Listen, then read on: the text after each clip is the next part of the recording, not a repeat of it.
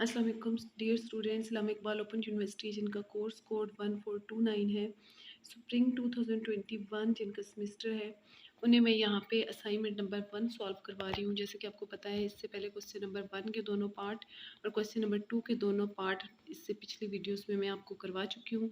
आज assignment number 1 spring 2021 आपका semester है, उसको क्वेश्चन नंबर 3 और उसका पार्ट ए यहाँ पे मैं आपको सॉल्व करवाने जा रही हूँ। तो सबसे पहले देखते हैं कि क्वेश्चन क्या है। क्वेश्चन कुछ यूँ है, स्केच द प्लेन रिप्रेजेंटिंग, एक प्लेन बनाना है, यानी एक ग्राफ बनाना है हमने जो कि रिप्रेजेंट कर रहा है इन दो इक्वेशंस को। 0x plus y plus 4z is equal to 40x plus y plus 4z is equal to 4। ये इस तरह इसके आगे इक्वल का निशान और 4 लिखा हुआ है। यहाँ पे जगह ना होने की वजह से मुझे इक्वल टू 4 जो है नीचे लिखना पड़ा। ठीक है, आपके पास जैसे कि असाइनमेंट के क्वेश्चन मौजूद हैं तो आप वहाँ से देख के इसको अच्छे से समझ सकते हैं। अब मैं इसको सॉल्व करने जा रही हूँ आपके सामने, तो देखते हैं किस तरह से होगा इसका सोल्यूशन। लेकिन इससे पहले कि मैं इस क्वेश्चन को सॉल्व करूं, वो लोग जो मेरी ये पहली दफ़ा वीडियो देख रहे हैं, पहली वीडियो पे आए हैं, तो काइंडली मेरे चैनल को जो है वो सब्सक्राइब कर लें और मेरी वीडियो को लाइक कर दें, ताकि मेरी आने वाली तमाम वीडियोस जो हैं उनका नोटिफिकेशन आपको मिल सके और आप वो देख सकें। इंशाल्लाह आपको इस चैनल पर बहुत ही मुफीद और मालूमाती और इंफॉर्मेटिव और यूज़फुल वीडियोस मिलेंगी। Thank you. अब चलते हैं अपने क्वेश्चन की तरफ। तो यहाँ पे है हमारे पास, सबसे पहले मैं दोबारा से इसी इक्वेशन को लिखूंगी ताकि ये वाजिया हो जाए आपको। ये कुछ इस तरह से है, 0x plus y plus 4z is equal to 40x plus y plus 4z और ये इक्वल है किसके, 4 के। यहाँ से मैं इसको दो इक्वेशंस में डिवाइड कर लूँगी। किस तरह से, एक दफ़ा मैं लिख लूँगी 0x plus y plus 4z equal to 4, एक इक्वेशन बन जाएगी। और दूसरी मैं बना लूँगी 40x plus y plus 4z equal to 4। और इस तरह से इन दो इक्वेशंस को मैं रिप्रेजेंट करूँगी ग्राफ की मदद से। तो बढ़ते हैं आगे, किस तरह से करना है जी। तो सबसे पहले मैं इसकी दो इक्वेशंस बनाने जा रही हूँ। एक हमारे पास हो जाएगी 0x plus y plus 4z equal to 4। ठीक है, ये इक्वेशन नंबर 1 है यहाँ से मुझे जो मिल गई। और नेक्स्ट मैं कर सकती हूँ यहाँ से 40x plus y plus 4z equal to 4। इस तरह से ये दो इक्वेशंस हैं। इन दोनों से पहले मैं अलग अलग जो है पॉइंट्स निकालूंगी। 3 पॉइंट होने चाहिए हमारे पास, क्योंकि इसमें 3 हमारे पास वेरिएबल यूज़ हो रहे हैं इन इक्वेशंस में, x, y और z। तो 3 पॉइंट पहले हम निकालेंगे, फिर उसकी मदद से हम ग्राफ जो है वो स्केच करेंगे। तो पहले बढ़ते हैं इक्वेशन नंबर 1 की तरफ। और जब भी हम 3 वेरिएबल वाली इक्वेशन को सॉल्व करते हैं तो इसका तरीका ये होता है, उसका अगर ग्राफ स्केच करना हो, कि उसकी कोई से दो वैल्यूज़ को पहले हमें 0 रखना है, ठीक है, और इस तरह से तीसरे वेरिएबल की वैल्यू निकालनी है। यहाँ पे मैं करती हूँ सबसे पहले फ्रॉम 1, यानी जो इक्वेशन नंबर 1 है उसको यूज़ करने लगी हूँ मैं, फ्रॉम 1। तो फर्स्ट इक्वेशन है हमारे पास 0x plus y plus 4z equal to 4। इसमें अगर मैं पहली दो वैल्यूज़ को 0 रख लूँ, ठीक है, अगर मैं रखती हूँ कि if x is equal to y is equal to 0, यानी x और y दोनों की वैल्यूज़ मैंने यहाँ पे 0 रख ली हैं, तो ये इक्वेशन जो है ये क्या बन जाएगी, ये कुछ इस तरह से हो जाएगी। x की जगह भी, x ऑलरेडी वैसे भी 0 ही था, और अगर मैं यहाँ पे भी 0 पुट कर देती हूँ तो ये पूरी वैल्यू 0 हो जाएगी। प्लस y की जगह अगर 0 पुट करते हैं ये भी 0 हो जाएगा, प्लस 4z इक्वल टू 4। ये इस तरह से हमारे पास आ गया, ठीक है। यहाँ से अब ये तो 0 है, इसकी कोई वैल्यू नहीं है, तो ये हो जाएगा 4z इज इक्वल टू 4। ये हमारे पास बच जाएगा 4z इक्वल टू 4। यहाँ से हम 4 से डिवाइड कर लें दोनों साइडों पे, तो z की हमारे पास वैल्यू आ जाएगी 1, क्योंकि 4 4 से कैंसिल हो जाता है, तो इस तरह z इज इक्वल टू 1 आ गया। इस तरह हमें यहाँ से एक पॉइंट मिल गया, मैं इस पॉइंट को P का नाम दे देती हूँ, ठीक है। तो ये जो पॉइंट है ये कुछ इस तरह से है, 3 डायमेंशनल पॉइंट है जिसमें 3 वेरिएबल थे, क्योंकि इसमें x की वैल्यू भी 0 रखी हमने, y की भी वैल्यू 0 रखी और z की वैल्यू क्या निकल आई है 1। इस तरह से हमें ये भी एक पॉइंट मिल गया। इसी तरह से इसी इक्वेशन की मदद से हमने 2 पॉइंट मज़ीद फाइंड करने हैं। अब पहले पॉइंट के लिए हमने x और y को 0 रखा है, दूसरे पॉइंट के लिए मैं y और z को 0 रखूँगी इसी इक्वेशन नंबर 1 में। जैसे कि आप देख सकते हैं कि मेरा ये पेज ख़त्म हो चुका है, नेक्स्ट पेज में लेती हूँ। उसके ऊपर अब मैंने क्या करना है, इसी इक्वेशन नंबर 1 में y और z की वैल्यू 0 पुट करनी है। तो मैं अब लिखूँगी कि if y is equal to z is equal to 0, तो फिर जो इक्वेशन 1 है वो क्या बन जाएगी, इक्वेशन 1 बिकम्स, इस तरह से जो एरो लिखते हैं इक्वेशन का साइन लगा के, इसका मतलब है कि 1 बिकम्स, यानी इक्वेशन 1 में पुट करने लगे हैं y और z 0, और फिर उस इक्वेशन के साथ क्या होता है वो आपके सामने आने वाला है। तो जब हम लिखेंगे y को भी 0 z को भी 0, तो इक्वेशन 1 कुछ इस तरह से बन जाएगी, 0x ऑलरेडी इस तरह से था, ठीक है, प्लस y की वैल्यू भी क्या लिख दी 0, प्लस z की वैल्यू भी अगर हम क्या लिख देते हैं 0, तो इक्वल टू क्या बच गया यहाँ पे 4, ठीक है।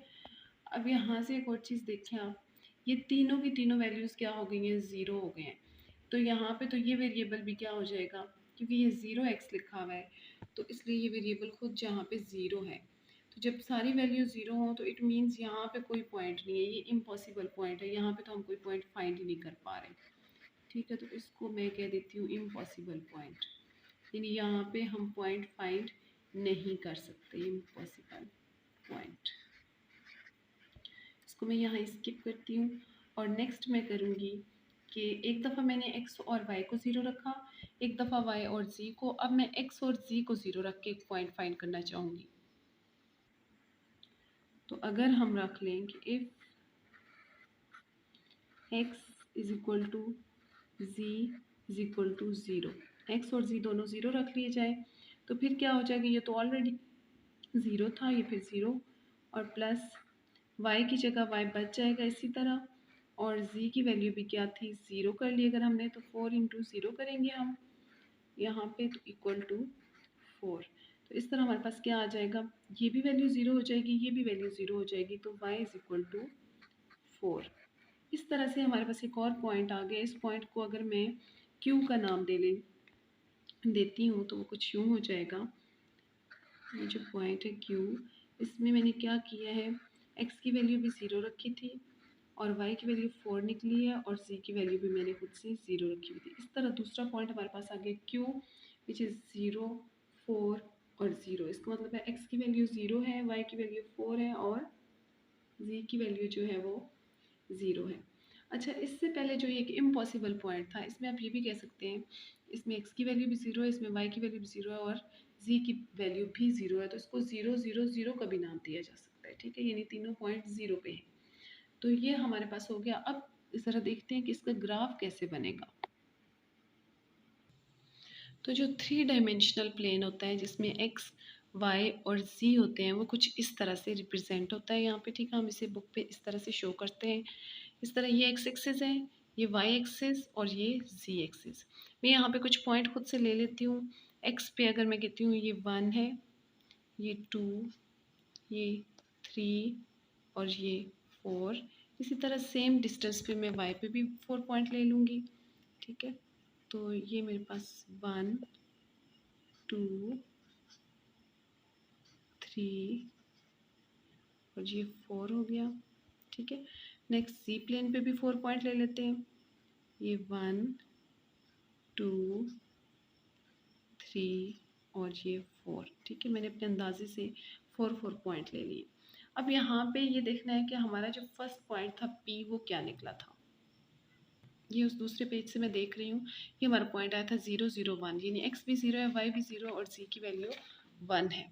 तो देखते हैं ज़रा, x भी 0 हो, y भी 0 हो और z की वैल्यू अगर 1 हो, तो ये पॉइंट कुछ यहाँ पे बनता है। ये वाला जो पॉइंट है हमारा, ये है P पॉइंट, ठीक है। इसको आप लिख सकते हो 0 0 और 1, ये z प्लेन पे है, ठीक है, यहाँ पे। ये हो गया हमारे पास। उसके बाद सेकंड पॉइंट जो कि इम्पॉसिबल था, या जिसे आप 0 0 अगर कह सकते हो, तो फिर वो यहाँ पे मिलेगा हमेशा। जो ये वर्टेक्स होता है प्लेन का, इस पे x भी 0 है, इस पे y भी 0 है और इस पे z भी 0 है, तो इसको समझ लें वो पॉइंट। और थर्ड वन जो हमने निकाला है वो हमारे पास क्या है जी, वो ये है 0 4 और 0, यानी x की वैल्यू 0 है, y की 4 और z की 0। तो इसे कैसे शो करेंगे, x भी 0 हो, y सॉरी z भी 0 हो, y की वैल्यू 4 हो, तो ये y पे आके शो होगा यहाँ पे। ठीक है, इस पे ये पॉइंट बन रहा है 0 4 और 0। अब हमने इन तीनों पॉइंट्स को, या दूसरे लफ्ज़ों में आप कह सकते हैं इन दोनों पॉइंट्स को, क्योंकि तीसरा तो 0 0 था, तो इनको हमने मिलाना है लाइन की मदद से। तो क्या करना है, फुट की मदद से आप अच्छे से लाइन लगाएंगे। मैं यहाँ पे क्योंकि एक हाथ यूज़ कर रही हूँ, दूसरे में मैंने डिवाइस पकड़ रखी है, थोड़ा सा आजकल प्रॉब्लम है मुझे, ये स्टैंड ज़रा ख़राब हुआ हुआ मेरा। इस 4 को हमने इस पॉइंट को मैच करना है इस पॉइंट के साथ। ठीक है, तो आप अगर इसको किसकी मदद से, एक पैमाने की मदद से, एक रूलर की मदद से अगर ज्वाइन कराएंगे, तो ये बहुत अच्छे तरीके से ये दोनों जो पॉइंट है ये एक दूसरे के साथ मिल पाएंगे। ठीक है, तो इस तरह ये पॉइंट आप मिला देंगे, और ये वाला जो हिस्सा है इसको आप शेड कर दें। ये वाला हिस्सा, ये आपका इस इक्वेशन का ग्राफ जो है वो बन चुका है। ठीक है, ये वाला, ये जो शेडेड हिस्सा है यही इसका ग्राफ है। ठीक है, अब क्योंकि दो इक्वेशन थी इसमें, अभी जस्ट एक इक्वेशन का मैंने बनाया है, जबकि उन्होंने तकरीबन लिखा होता है कि दोनों इक्वेशंस इक्वल है। तो दूसरे का ग्राफ देखते हैं भला वो भी सेम वे से बनता है। तो चलते हैं दूसरी इक्वेशन की तरफ। जी, ये जहाँ से हमने क्वेश्चन स्टार्ट किया था वहाँ हम आ गए हैं। पहली इक्वेशन ये थी 0x plus y plus 4 is equal to 4, जिसका ग्राफ मैं ड्रा कर चुकी हूँ। अब हमने इस इक्वेशन नंबर 2 को लेना है, और बिल्कुल सेम मेथड से पहले हम x और y को 0 रख लेंगे, फिर x और z को 0 रख लेंगे, फिर y और z को 0 रखेंगे, और इस तरह से 3 पॉइंट हासिल करेंगे। तो बढ़ते हैं इसके सोल्यूशन की तरफ। तो मैं यहाँ पे लिखूँगी कि when x equal to y equal to 0, तो इक्वेशन 2 क्या बन जाती है, 2 बिकम्स। तो दूसरी इक्वेशन देखते हैं कि क्या बन रही है, वो बन जाएगी 40, और x की जगह लिखना है 0 प्लस y की जगह 0 प्लस 4z इक्वल टू 4 है। तो इस तरह ये भी वैल्यू आप देख रहे हैं कि 0 से मल्टीप्लाई होकर टोटल 0 हो जाएगी, ये भी 0, तो सिर्फ क्या बच जाएगा 4z इज इक्वल टू 4। तो यहाँ से भी आप क्लियरली देख रहे हैं कि z की वैल्यू क्या निकल रही है 1। ये इस तरह से कैंसिल हो जाएगा, तो z इक्वल टू 1 आ जाएगा। ठीक है, तो यहाँ पे जो एक नया पॉइंट निकल गया, मैं इसको s का नाम देती हूँ। ये एक पॉइंट है s। ठीक है, इसमें क्या है, x भी 0 रखा था, y भी 0, और z क्या निकला है 1। ठीक है, अब मैंने नेक्स्ट क्या करना है, x और z को 0 रखना है और देखना है कि ये इक्वेशन क्या बनती है। मैं यहाँ पे लिख लेती हूँ कि when x is equal to z is equal to 0, तो फिर 2 इक्वेशन क्या बन जाएगी, इक्वेशन 2 बिकम्स, ये कुछ इस तरह से हो जाएगी, फिर 40 इंटू 0 प्लस वाई प्लस 4 और z की जगह 0 और इक्वल टू 4। तो यहाँ से ये और ये वैल्यू 0 हो रही हैं, तो हो जाएगा y इज इक्वल टू 4। फिर y की वैल्यू क्या निकली 4। तो यहाँ से दूसरा पॉइंट अगर इसको नाम t दे लिया जाए, तो ये जो नेक्स्ट पॉइंट t है जिसको मैं नाम दे रही हूँ x 0 y 4 और z भी 0 हो गया। ठीक है, अब इसका थर्ड पॉइंट निकालने के लिए क्या करना है, x y को 0 रख चुकी हूँ, x z को 0 रख चुकी हूँ, अब y और z को 0 रख लेते हैं। ठीक है, तो यहाँ पे मैं लिख लेती हूँ when y is equal to z is equal to 0, तो फिर इक्वेशन 2 क्या बन जाएगी